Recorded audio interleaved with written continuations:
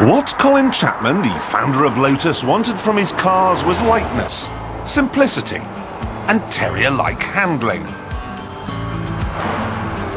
Old Colin, basically, liked automotive nouvelle cuisine. What I like from my cars is gobfuls of torque. Heavyweight get up and go from 1000 RPM, preferably less. Red meat, basically. And you can leave the sissy sauce in the kitchen. Unsurprisingly, I've never really got on with the Esprit. Its engine was too small, it was too namby-pamby. When Sean Connery was Bond, he had an Aston Martin. When Roger Moore took over, he got a Lotus, and that seemed somehow appropriate. So, why then have I been wearing a Stilton-esque grin all week, ever since I learned I was to be driving this particular car? Well, I'll show you. There, where you'd normally expect to find a miserable four-cylinder engine, is a V8. A turbo V8. A turbo V8 with 350 horsepower and 300 foot-pounds of torque. And look, they've even found room for a boot as well, but that's of no moment. And nor are the Toyota rear lights. What matters with this car is the colossal grunt, the tyres like garden rollers, the Oz racing wheels, the Brembo racing brakes. The Lotus Esprit, for the first time, just got serious.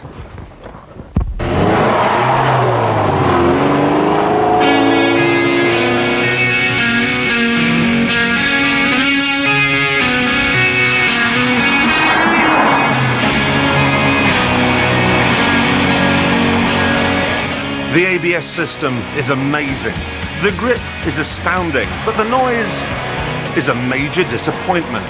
And so are the vibrations at high revs. These are the downsides of making the engine with a flat plane crank, just like they do in Formula One. The upside is power, lots of power. This Esprit deals with the 0 to 60 sprint in 4.6 seconds. And if you keep your right foot buried in the Axminster, that plastic body will rip the breeze apart at a whopping 178 miles an hour. 178 miles an hour. At that sort of speed, Britain's early warning defence system will believe we're about to be on the receiving end of a cruise missile attack. At that sort of speed too, people will start drawing comparisons between this and the Ferrari 355. I mean, they're both mid-engine, two-seater V8 supercars. And so they are, but this doesn't have the poise or the delicacy of a 355. Nor is it as advanced. The 355 has adaptive suspension and 5 valves per cylinder. And of course the 355 doesn't bang and crash when you change up.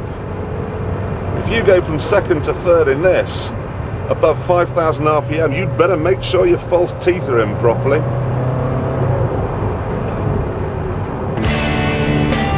The reason why this car at £58,000 is 35 grand less than the Ferrari is because it's not as good. Not by a long way. But there's nothing the British love more than a loser, and there's an awful lot to love about this car. The Esprit may have been around for 200 years. It's seen Lotus owned by everyone except that girl with the pram. It can remember when kids in the streets had rickets, but it still looks fresh. It handles well too. There's big fun to be had here. Wide tyres don't help the ride, but the suspension is more absorbent than lavatory paper. And the comfort theme carries on. Inside, the seats are brilliant, the driving position is first class. However, there are one or two mistakes. When I look in the rear view mirror, all I can see is the rear spoiler. And what about these dials? I can tell you the water temperature, I can tell you what boost I have currently, but oil pressure, fuel level, revs, speed, the time, forget it. I haven't finished yet. This wooden leather doesn't suit a car of this type. And the leather creaks like that Maserati's did in last week's programme. Sounds like that badly oiled hinge on a 17th century barn door. You can hardly blame Lotus though for a few little mistakes, because they managed to develop this car while their parent company, Bugatti, was in receivership. Ferrari and Maserati have Fiat to help them out. Aston and Jaguar have Ford, but Lotus, the bobber-job boys from Norfolk, had to do it all for paper round money. For that we should doff our caps as a mark of respect, but should we rush off in coach loads to buy their new car? If you're the sort of chap or chapess who likes your sports car to be British, to have a V8 engine, to be immensely fast and drop-dead gorgeous, you're probably thinking this is the zenith. And it would be, except for one small thing: the TVR Cerbera.